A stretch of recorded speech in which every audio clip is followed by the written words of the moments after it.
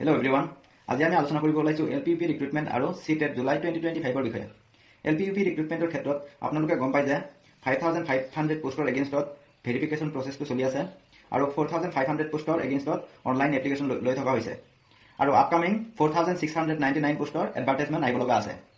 যদি আপোনালোকে বিচাৰে 4,699 পোষ্টত ভাল এটা মাৰ্ক লৈ এপ্লাই কৰিম বুলি, তেনেহ'লে CTET জুলাই 2025টো আপোনালোকে ভালকৈ দিব লাগিব। ইয়াৰ কাৰণে এতিয়াৰ পৰা প্ৰিপেৰেশ্যন চলাই থাকক। যদি CTET জুলাই 2025 বিষয়ে আমি আলোচনা কৰিব যাওঁ, নটিফিকেশ্যনৰ এক্সপেক্টেড ডেটটো হ'ল 12 মাৰ্চ টু 20 মাৰ্চৰ ভিতৰতে আপোনালোকৰ নটিফিকেশ্যন প্ৰকাশ পাব পাৰে। আৰু যদি এক্সামৰ বিষয়ে কওঁ, মিড জুলাইৰ ফালে আপোনালোকৰ এক্সাম হোৱাৰ চান্স আছে। 5 মাৰ্কৰ ক্ষেত্ৰত আপোনালোকে গম পায় জেনেৰেলৰ 90 মাৰ্কছ আৰু আদাৰ কাষ্টৰ 82 মাৰ্কছ লাগে। যদি আপোনালোকে ভালকৈ প্ৰিপেৰেশ্যন চলাব বিচাৰে, এই ক্ষেত্ৰত কোৱালিটি নোটছৰ প্ৰয়োজন হ'ব।